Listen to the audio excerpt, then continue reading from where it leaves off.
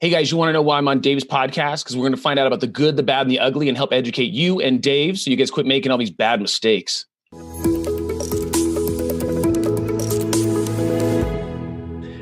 Hello, everyone. I'm here today with Shane Barker. And Shane is a digital marketing consultant who specializes in influencer marketing, product launches, sales funnels, targeted traffic, and website conversions. He has consulted with Fortune 500 companies, influencers with digital products, and a number of A-list celebrities. And today, we are going to talk about how to find the best influencers for your brand. Shane, how are you doing today?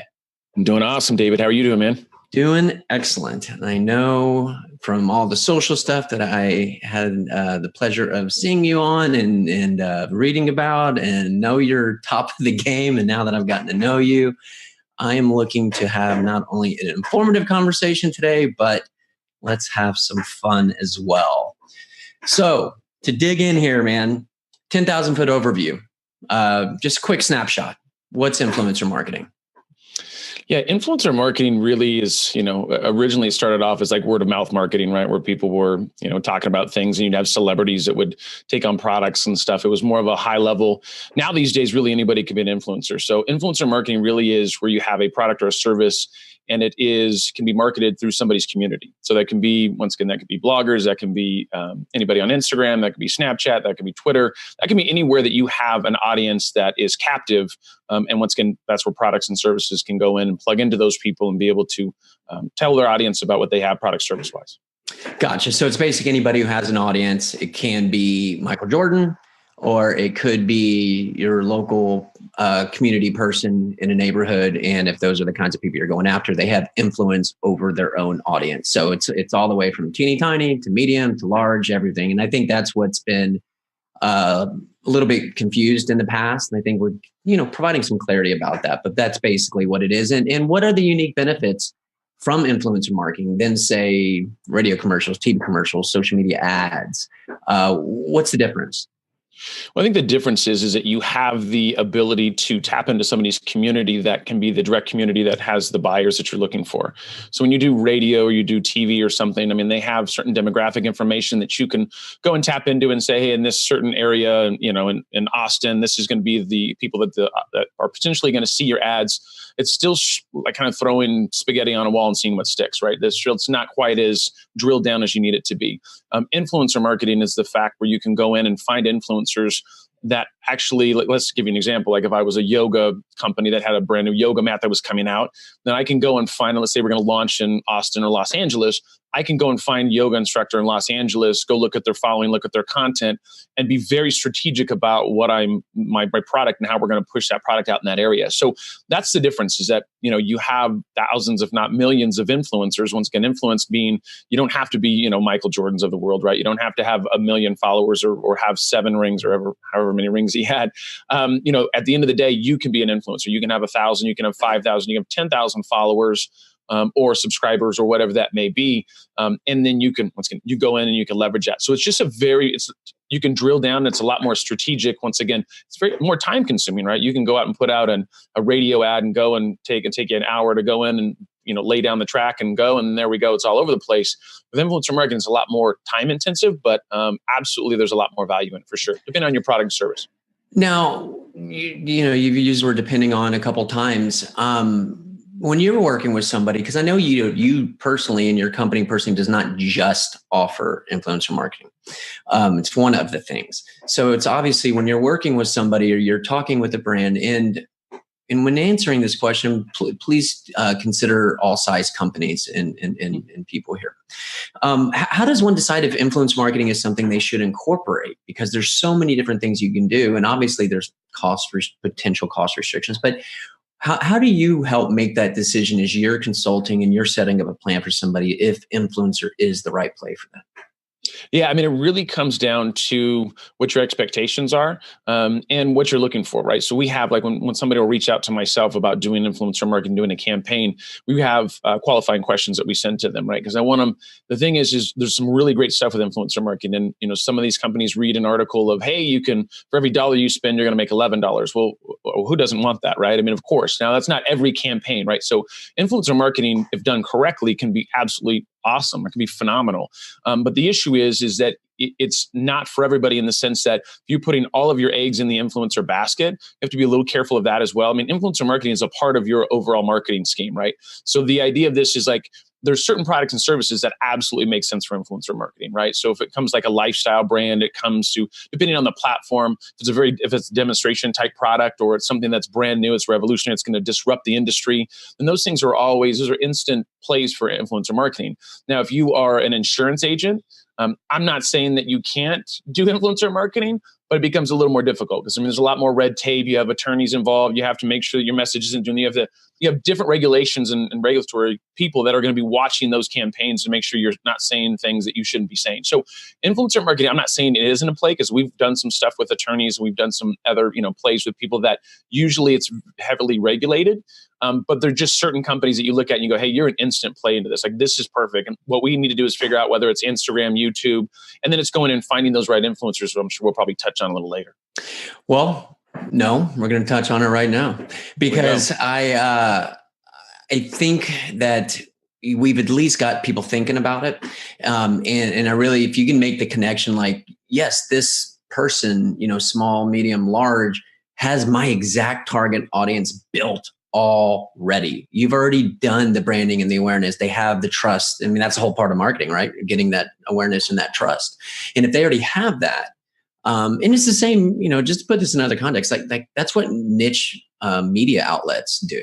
They collect an audience and then they sell advertising. So we're basically doing this in the way the world has turned, which is authenticity. Now, we'll probably be getting into that in a bit too, about how to be authentic and do it in creative ways and stuff. But at least I think we got people thinking that it's an option. So now I do want to move into how to find the best influencers for your brand, because it could be like, yeah, I sell this. I'm sure that there's somebody who has an audience that wants to buy this stuff. Like, yes. What do I do next? So I feel like people might be asking themselves questions like, who do we reach out to? How do I know who is good? Who has power influence in my niche or swirling inside the heads of marketers and brands? So can you help provide some clarity on the criteria of not only how to find the right fits for yourself, but then to follow that up, are they legitimate?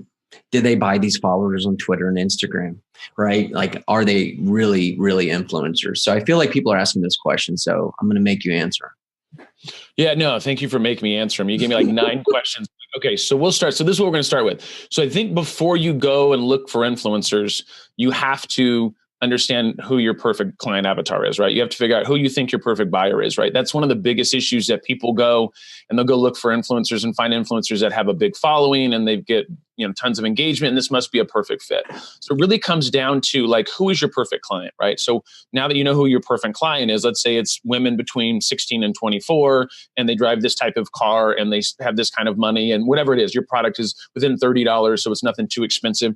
Once you know what your avatar is, now you go and look for influencers, and there's plenty of softwares you can use to go and find the demographics of those people, right? So the idea is it's like anything else. It's like SEO, it's like PPC. Influencer marketing will not work, and I repeat, will not work if you don't find the right influencers. It really comes down to that. PPC, if you don't find the right target audience. SEO, if you're not targeting the right keywords, right? So people talk about, influencer marketing, it doesn't work, this, that, and the other. I promise you, SEO won't work if you go after the wrong keywords. I'm telling you right now. So that's what we're looking at, is there's a huge disconnect. And that's what we're working on now is, the workshops that we do. And obviously the big campaigns are doing about connecting the brands and the influencers and making sure what to look for. So exactly what you're touching on is like, how do I find these influencers? How do I know it's the right influencer? And then how do I engage that influencer? And then what do I need to do? Like, right when it comes to the brief, when it comes to an agreement, what are we trying to figure out here? Because everybody needs to be on the same page. A lot of the times on campaigns, people aren't on the same page. And that's where we have campaigns that fail. And not to say every influencer campaign is successful, but what the idea of it is that you have to, there's certain things that you need to do, be educated on, so that once again, you'll know that it's going to be a successful campaign, because the brand and the influencer have both talked about that and figure out what their goals are, what their KPIs are. And now they can come to terms on, hey, this is what I think we can do to get X result. I think this is what needs to happen. And this is the budget that we have. Let's move forward with content and producing some stuff. So go ahead. No, I was just going to say, when it comes to finding influencers, there's a lot of different ways to find influencers. There's all kinds of softwares out there. I'm real lucky in the sense that I have access to almost all of them, just due to the fact that they always want me to review their software and critique it and stuff, because I write about it on a lot of different publications. So, I mean, there's a lot of different ones that we use. We use GroupHigh, we use for bloggers, is one that we take a look at, and they have a good influencer thing. Grin is one that we use for to find influencers. You can, if you don't have a budget for that for software, then the thing is, and you're going to have to look at, if you don't have a budget for influencer marketing, then time is, you're going to have to use that. But you can go and there's plenty. You can do hashtag searches on Instagram, on wherever, and really it comes down to what I also do is I go take a look at let's say whoever the competitor is, and take a look at who's following them. If it's a comparable product, then I usually reach out to those individuals. I mean, there's so many different ways to do it. I think the biggest one that people really miss is that if you're a brand, like, why go look at other people's profiles? Why go look around when the people that are following you could already be an advocate or can be an ambassador for your product or service? Like, right? Why don't you look right here? Why don't you look in your own community? If somebody says, let's say it's coffee cup, right? So I go, okay, if it's a specific type of coffee cup that has a patent on it or whatever it is, and I go and look at my 2,000 followers, and I have somebody that actually happens to be on a TV show or something like that, then why wouldn't I reach out to them, knowing they're already following me, knowing that I've already engaged with them on some kind of, hopefully on some level, they've at least seen my content, and reach out and say, hey, John, I see that you're following me. I see that you're a big fan of our, super duper mega mug that we just came out with. It has a patent, and it looks like you've taken a few pictures with it. Like, what would you think about maybe us working together on some other stuff? I'm real open to how we can collaborate. That's low hanging fruit. Like, why that's go? Great pointer. I've never heard anybody suggest that. Let me just tell you, I've read up on this a lot. Never heard anybody give that suggestion, but it makes all too much sense, especially for people with low budgets. Obviously, Yeti teamed up with Justin Timberlake, right? Well, you got $1 million. Right? Yeah, that's not too bad. But we are talking to some of those people with $1 million, and I have a follow-up question about that. But I would like to touch on this. That is the way to go if you don't have a big budget, because correct me if I'm wrong, Shane. What's going to happen is you already have them bought in and familiar with you. They're going to be most happy to go the next level of a relationship in your favor, a partnership of like an affiliate program. You don't might not even need to pay them anything. You just pay them as sales come in and set up all your tracking and all that. Those kinds of people might be right off the bat, because I mean, how flattering would it be to have somebody that you are following, a brand that you are following, reach out to you to get involved in marketing? I mean, that has to just be, like warm fuzzies to get that email from a brand or a company, I would assume.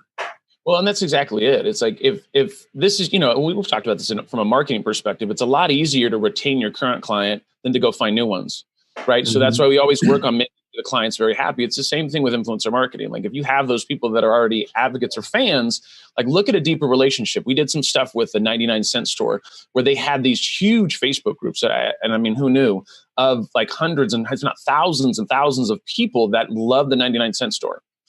And I mean, for me, I didn't know there's types of groups were out there. And then we went to these groups and said, hey, like, what can we do to sweeten this deal for you guys? Like, you guys are already advocates. You guys are already, they'll go in there and say, oh my God, I'm at the Austin store and took a picture of something. They have the George Foreman grill here. And then everybody loses their mind and runs over there and, takes a whole day off of work and and goes and buys a George Foreman grill. So, and they talk about different things that were going on. Now, it's some issues with the thing, because 99 Cent Store, not everybody gets the same content or the same products, right? So a little bit of an issue there. But the idea of it is you have these people that love your product, right? They talk about it, people that have done videos. They had this little community, actually it was a huge community of people that literally were like advocates. They go super, super, super like fans, like super fans. And those are the people you want. So why, instead of going and trying to convince somebody else to do a thing with 99 cents and do this, when we have a community here that's like just clamoring, like once you reach out to them, they were like, oh my God, we love you guys. You guys are the best. Like, they were ready to go get like tattoos and stuff. I mean, that kind of dedication. Yeah, that's awesome. Let's talk about this. I didn't have this on my prep, but I'm more than intrigued here. How did you go about that? Did you send out in because the one drawback I see, and you mentioned like 2,000 followers, that alone would be quite a bit to sift through. But most, some other brands that are medium sized are like, oh, let's get a marketing department on that. it would be tough to sift through 5, 10,000 profiles and to figure that out. Were you able to somehow draw out like the followers of each people through some sort of software, or did you put out a message and then waited for people to come to you to raise their hand? How did you go about that? Yeah. So for this, literally it was a Facebook search because they already had the groups together. It was a Facebook groups where they had this and they were already established. And so what we would do is reach out to the admin, whoever controlled the group, and said, hey, Jennifer, what we're looking at is, some kind of potential relationship. We can do a giveaway. We can what do you think? You know your audience, you know the community, and obviously you've been putting the time in. I mean, if you've ever ran a Facebook group, I mean, it can be a full-time gig between people trying to post crazy stuff or this, that, or the other. I mean, it takes some maintenance. And this particular individual she had over 100,000 people on there. I mean, these are people that love the brand. And so it's like, you've been doing this work for free, really, right? Because it's not like she gets a notification about the George Foreman grill before everybody else. Like, it's literally at the same time. So, and she just was an advocate. So we said, hey, we want to you've been scratching our backs. Like, how can we scratch yours? What does that mean? And we started giving gift cards to her. Hey, if you do this, once again, we didn't want to make it unauthentic. We didn't want to make it a situation where it starts to look salesy and it starts to feel not good. What we said is you've done an awesome job. And what can we do to continue to take that thing forward? Right. So you said you've done an awesome job. So you searched for the people who did tag and do those posts, and that's where you started? Well, the actual Facebook groups. So there's actually these groups that they have that would talk about 99 cents. So they would have these huge groups. Oh, it wasn't a 99 cent group. This is some random person created a group about 99 cent store. Yeah. Oh my God.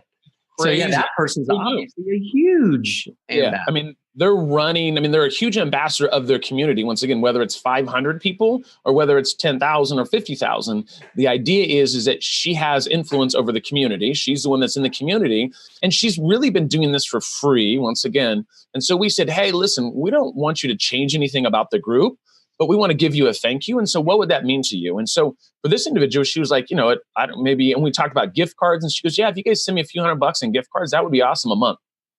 And she'll create. And so now we have giveaways. Now we have this relationship. And now awesome. How do we tap into this community? So that's influence. And people when they think of influence, you instantly think like a TV commercial or something like that.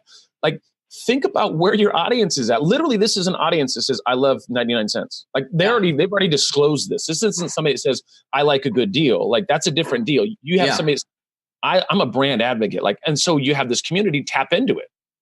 Now, what if, I don't know if you have the answer, if you've done this, but if not, spitball what you think you would do, to tap into your own followers. Say you don't have somebody who's taken the lead on something like that, but your own company has a few hundred or a few thousand followers, and you wanted to go and attack it this way, which I'm going to highly suggest for the small and medium business. You're going to find some great people here.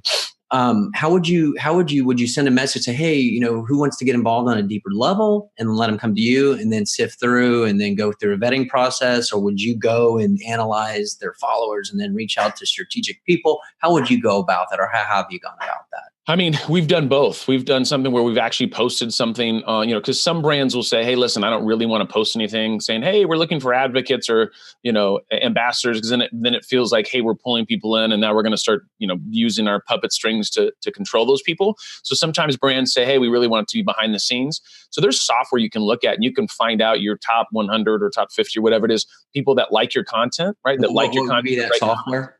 Well, clear.com is one of them. I think Grin might have that feature as well. There's quite a few of them out there that you can go and take a look at and say, okay, who are I think Econo Square, which I think they renamed themselves, rebranded. But I think it's another one. You can go in and find out the top, 50 people that have liked your content. That's your low-hanging fruit. Obviously, your low-hanging fruit right there. Right. Because you have, out of 100 people, out of 100 people, you're not going to have 100 people that like your content. You usually have about 90 people that look, about 5 people that, will like it, and then 5% that will respond, something like that. So if you can find the people that are liking it and responding to it, that to me, those are the first people to look at, right? And if you find somebody that just happens to be a big person, I'll give you an example. We have a thing that we're doing with a company called Scooterson, and it's a crazy scooter with an AI brain. It's pretty much like the Tesla of scooters. It's next level. Well, we have one of the, I'm not going to say his name, but one of the people that's really big in Silicon Valley that's following us, and he's on a TV show that plays into what we're doing. And he's like, hey, I love this. You got to be kidding me. The design of this thing and the way that this thing's put together, it's like next level. What can I do to work with you? And he's a celebrity, and he was low-hanging true. Like that took nothing. That took us a landing page plus to obviously put together a great design. So it took a lot, I guess a lot now that I think about it, because you got to put, but anyways, don't diminish all that setup, Shane. Yeah. I mean, it's hard work. But at the end of the day, it came to a point where now we have celebrities that are looking at this going, hey, I want to be a part of this. And it's a different deal. If I'm reaching out to a celebrity, then I'm working through their agents and working through all that fun stuff. If a celebrity reaches out to me, that's a different deal, right? That's your inbound marketing for influencer marketing. And you can't go wrong with that. I love it. Let me recap this. So a great starting point is to look at your own followers and who already knows about you, obviously by their following. And then use a tool like, what was it, clear.com? What'd you say? Yeah, clear.com has some features like that. I mean, and that'll show you who shared your stuff, who's engaged the most. So pick that list and then direct message those people and ask them if they will, do your vetting and see, what they're all about. Make sure they're not putting anything that's against your ethos or anything else. So do some vetting, but this will cut out, having to sift through. So this will get you down to where you need to go, and then start to think through, how can we creatively team up with these people? How can we team up? What can we do? And if you're reaching out to them, everything, like all that red tape there's zero red tape, and they're most likely going to be flattered and would love to.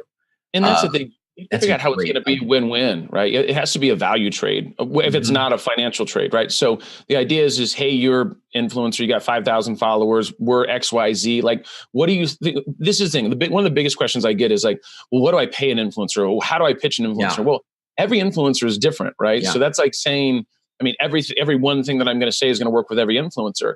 I always, depending on the product or service, but I usually, when the pitch that I put out is that if you don't have a big budget, it's like, hey, I want to be creative how we can work together. Like, I have this, these are some things that we can do. I have a podcast, I have a local thing, I can take a dinner, like whatever that is. Like, what do you think, what would be a win-win for both sides? Because that's what we're looking for. And the influencer can go, this makes sense. I would do it for free product. I would do it for this. Or, hey, this doesn't make sense. You have a $3 widget that you sell and you can't send me enough widgets for me to like have my whole team produce something for this.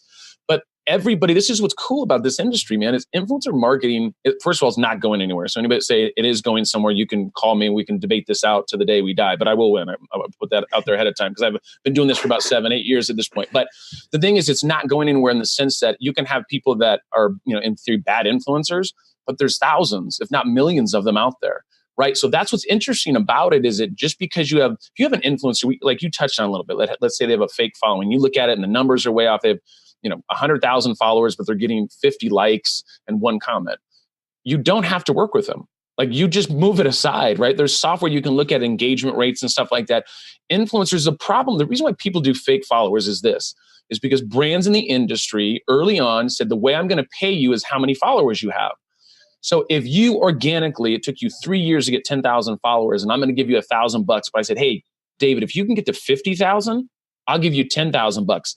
Guess what? Not everybody's going to do it, but a good percentage of them are going to go, listen, that's going to either take me 5-6 years, or I can kind of fudge the numbers a little bit. I can hire a few people on Fiverr for $5 and I can get some following. It's not the way to go, but the problem is the brands have done this. And I'm not saying that influencers they shouldn't do that, right? I mean, I have the idea of it, because I'll tell you, at the end of the day, I would much rather have 10,000 of the right followers and 50,000 of the not right followers. Or even like 2,000, 1,500, if they legitimately know and love you, and lower. When we talk about private Facebook groups, I'm like, hey, 500 private Facebook group members that are engaged, way better than 10,000 Facebook fans. You'll get way bigger reach, way bigger stuff. So build these private community. And so that's just one step up of what we're talking about, but it's about relationships, and it's about getting to know each other, and it's about people really engaging and loving in you. And you're right, you can skin this cat many different ways. You can have so much fun. And if you're a cause, I assume sometimes the pitch would be, hey, do you want to be one of our lead ambassadors to help with the cause? I mean, a lot of people start nonprofits that get into causes, that donate their time just because they want to give back. That's part of how we're wired as human beings, is to grow, to learn, and to give. So many, many, many people would just do it just for that. Now, if you're a brand looking to sell scooters or something, there might be some sort of either monetary, or you get them really bought in to say, hey, get in, we'd love to get your marketing ideas. And if somebody, like if Nike came to me, if I was, not even in marketing, and I saw something of mine, my idea go out there, whoa, How cool is that? That alone might do the trick. But the point being is you can do it lots of different ways. Yeah, there is. There really is. There is no one way that works. I mean, most of the thing, we just did a huge workshop in San Francisco where we're doing a lot of education for brands. It's like private workshops and stuff. This one was in San Francisco. And it's crazy to me the amount of brands. I mean, I'm talking huge brands that came out to my conference or came out to the workshop and still don't know how to do influencer marketing, because the problem is there's just a lot of steps to it, and there's some misinformation. And so the education side of it, I think, is really important. If you're a brand or if you're somebody that's looking that has a budget, before you jump in and go and spend $100,000, like, get educated a little bit. Like, talk to consultants, whether it be myself or somebody else, like get a better idea of how to run these campaigns. And influencers, we do another thing on the other side for influencers. Like influencers, I teach a class at UCLA, like personal branding and how to be an influencer. And the idea of it is don't wait for brands to come knock on your door. Like, figure out, get a media kit together, get a pitch together, and explain to Nike why they need to work with you, because there's thousands of these middle companies in the middle that want to do influencer marketing. They don't know who to go after. They don't know how to find influencers. And an influencer, if you have the wherewithal, and if you can go in and say, hey, listen, this is why you guys have to work with me. These are the campaigns I've done in the past. Here goes the results. Let's work together. 80% of the brands are going to go, man, you look like the right person to work with. Yeah, let's figure something out. But it's all about getting those plans together and getting that pitch together. And the same thing with, you have these bigger brands. They're doing influencer marketing, but it's just, there's that education side of it that I think is extremely important, because you're putting $500,000 towards a campaign. Like, what happens if things don't go well, right? Not everything's going to go well, but there's certain things you can do to make sure that you're going to get to a point where there's going to be a higher likelihood of success. Gotcha. And on that, this question I'm about to ask you might be really helpful for, maybe you can add it to your course and what they're doing. But it's also something from the brand side, is something that, we've really seen out there, not only in the world, but specifically with influencers, is, mission alignment, making sure your ethos are aligned. It used to be demographics is what we've talked about, and I know we've talked about this on the side, so I know we agree here ahead of time, but I'm going to let you dig into it.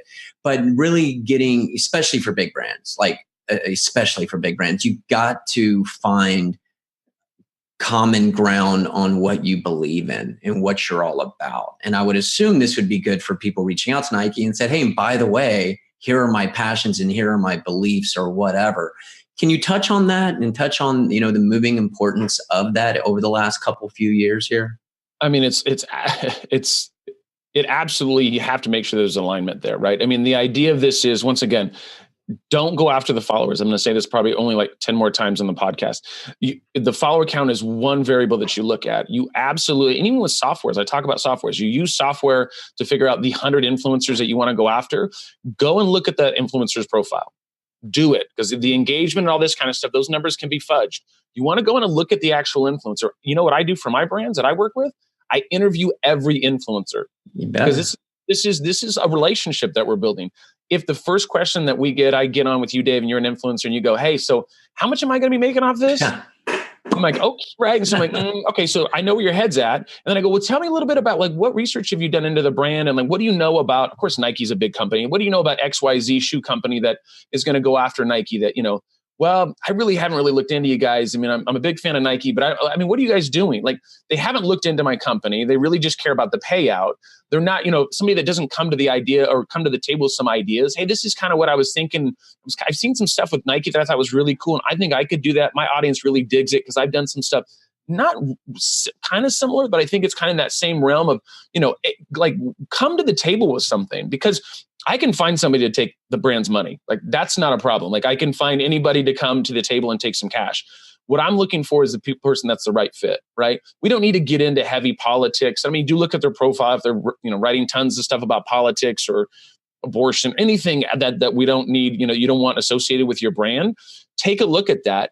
Because you don't want the person that is, maybe is getting drunk all the time and is writing crazy stuff or doing crazy things. I mean, that's pretty basic. When I say that out loud, I would hope that everybody would go and look at somebody's profile. But that's how we run into these things where you pick up the wrong person because you're looking at their numbers and not the overall fit, right? It has to be a good fit. If you're not interviewing and talking to the influencers, it drives me crazy, because brands will grab a templated email, send it out to 1,000 people and just see who responds. Like that's throwing spaghetti, and I'm gonna use spaghetti as the nice word, on a wall to see what sticks. That's not the way to do it. That's literally the analogy I use. So let's say I'm single, right? And I like blondes. Blondes are my big thing. So I go to a profile, I grab 10,000 blondes off there and I send them an email, say, looking for a blonde, love Shane. Right? I'm being a little facetious, but my point being, I'll have people that will be interested, but is it the right person? Like I'm looking for kids. I like to go on vacations. I love food. I like to sleep in. Like there's other things that I need to kind of break that down a little further to find that right person. Mm-hmm. It's just with brands.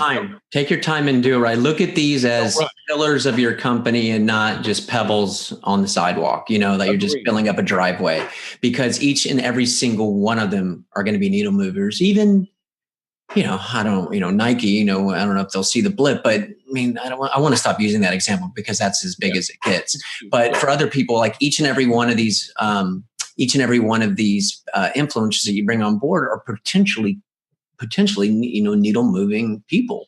Now, on that note, we got influencers, you're working with them, and the big message you've given is, hey, make sure they are the right fit, period. As far as compensation and all that goes, people have questions again. Lots of different ways to do that. I mean, you'll know your budget and figure out, and you can do an affiliate model, pay per type of thing, or you can do product, or you can do whatever, or you can do nothing, or you can spend $1 million. So we won't get into that because there's too many shades of gray there. But managing these relationships, managing and measuring these relationships, those go hand in hand. What do you have for us? Yeah. So when it comes to the management of it, I mean, when I first started doing this, I did this thing that's called an Excel spreadsheet. And some of you on the podcast might not even know what that is, but it's like literally the way I used to manage in the past was Excel spreadsheets. Now they have softwares that you can manage these campaigns. You can pitch through the software. You can, have people engage. You can pay them through the software. I mean, I use Grin as one of the ones that I use. There's a lot of other platforms out there that we've used in the past as well. I mean, we're always looking ones that have the best features and that have a great ecosystem inside that software. You can manage the relationship through there, right? Which you can negotiate everything, you have everything in there. It's nice to have that all in one area. It's important, like you talked about a little bit, to know what your budget is, right? So it's like, hey, listen, this is what our budget, or hey, we don't have a budget. But if you don't have a budget, once again, how is it a win-win? How is there going to be a value trade? How are you going to make it beneficial for both sides? Trust me, and influencers they're not going to do a backflip about you pitching them for your $15 t-shirt to go do a 7-minute video when they have a $3,000 cost to get producers and editors and all this stuff in place. There's something to think about, right? So you have to kind of look at that as, when it comes to putting your campaigns. Just be fair and make it a win-win, like everything else. Yeah, just anything in life. I mean, not only influencer marketing. Right. Like if you're coming in and taking advantage of somebody, and you know it in your heart, probably not going to get too many people that take you up on that. Yeah. But when it comes to, what was the other question? So there was the management of the influence. Measurement. How do you know if they're moving the needle for you? So measurement really comes down to what the brand wants, right? So we have to set goals. So you're saying, hey, listen, with this campaign, what we would like to do is get blah, blah, blah, blah, blah in this area, or we'd like to get this many sales through, UTM code or through an affiliate code. You have to set up those parameters and talk to the influencer about it. Because I mean, I get pitched, I won't even talk about how many times I get pitched, but I get pitched by influencers and by brands or whatever, because I'm not a huge influencer by any means when it comes to like Instagram and stuff, more on the influencer space. I mean, just recently I had a company that pitched me and says, hey, will you try our product? And I was like, yeah, I'll try it. Like there was no terms to anything. And I tried it and they're like, hey, what did you think? And I was like, yeah, it was good. And they're like, will you give us a testimonial? And I'm like, no, I wouldn't. I mean, if I'm going to give a testimonial, that's a bigger level of commitment. They're like, yeah, but we sent you free product. And I'm like, but this is the thing is you asked me if I wanted it. I said, yes. Like you didn't have clear terms and what we had going on. Now I'm going to still do a testimonial for them. So I don't want to make it seem like I'm rude, but the point is like, you didn't have any parameters to anything. So you have to, when you're reaching out to people, if you want to measure something, you say, listen, for us, it's okay to give you a $50, right? Right? Exactly. What does that mean? You're giving me $50 something. Then would you, if you like the product, would you be willing to give us a testimonial? Yes, I would be willing to give you a testimonial if I like it. Sounds good. Now you ship the product. He skipped that middle step of like asking me what I was going to give him or what I was going to get. Because if he would have said, hey, now that you like the product, would you do a 10-minute video and talk about how it's the best thing since sliced bread?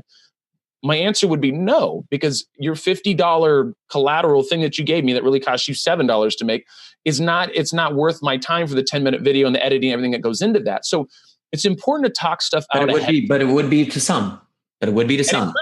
And it absolutely could be. Absolutely. But you have to talk that out, right? You Mm-hmm. can't make assumptions that because it worked for David, that it's going to work for Shane, right? So that's where you just have to figure out what you're going to pitch. And there's millions of influencers.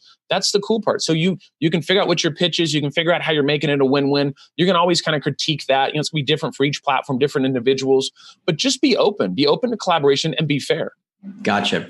All right. To close things up here, I was going to ask you to give an example. I'm a big visual learner, be it on screen or in my head, of an example, and I know some others are as well. And I was going to ask you to give an example of a really bang up influencer campaign, but in lieu of that, I'd rather you just to spitball some different ways that you've seen influencer marketing work, be it contests or this or that. So just to kind of wet the palate, or, get the creative juices flowing, if you could just spitball some different ways and different campaigns and different stuff that you've seen, not specifics, but general. Yeah. So I think, everything is, the thing about influencer marketing is I'm constantly being impressed with different things that are happening. So people are trying different things. It's like anything else. Once they're trying something, I go, I don't know if that's ever going to work. And they come back, I go, look what we did. And I go, Jesus, that blew me away. Because each influencer is different, right? I mean, we can have an influencer that has a 5,000 following, somebody has 50,000. We do the campaign. The one at 5,000 absolutely crushes, and the one at 50,000 doesn't move the needle. So it's so hard to say. I mean, what we've seen, like in the fitness space, the way I got into the industry was, I worked with a fitness influencer that she was selling, 400,000 in ebook sales. And she was crushing it, thought she was doing terrible. We got her up to 1.6 million. And the idea of putting that whole campaign together, her being an influencer and her also being a brand, was really interesting to me. And then that's obviously how I kind of cut my teeth in the industry. But when it comes to like campaigns that are working, I mean, you guys, obviously I know the one you guys did with Southwest. And you guys had it with Imagine Dragons that you guys partnered up on. That was like, that kind of blew me away, just the creativity behind that and how you guys put that together. I mean, I don't know if I even told you that, but I was a huge fan of like, how that all got put together and the results from that. Huge Imagine Dragons fan. So that's probably why I know that campaign better than most. And I think that's something I should check out. I was excited about that results. I mean, obviously it's Imagine Dragons, but just to have like, to actually be able to activate something like that and put that on the map was super phenomenal. So anyways, I was really impressed with that. What'd you do? You went from $4,000 at one point. What'd she do? What do you mean? Oh, for Zoe? Well, we did everything. I mean, we revamped her website, redid everything. But really what we did is because she was really good at content and engaging her audience. I mean, she started at 0 followers and she was at 180,000. She came to us. We got her to 500,000. And we spent about 300,000 on influencer marketing. But we worked with other influencers to talk about our program, talk about the fitness program and what they did. There was a lot of different ways that we put campaigns. So you got with influencers and they just basically talked about her fitness program.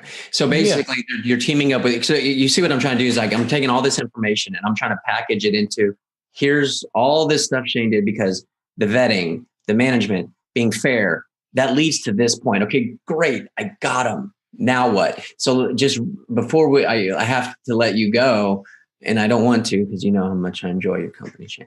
I want to say, okay, how do we package this? Like they do the videos. I mean, some examples that I know off the top of my head is when influencers do an open box, like on those Dollar Shave Clubs and like, or those whatever, they get this and they do box openings. Those have been done. Like I just want to spitball like, oh, and then this, and then this, and then this, like try this, or try that.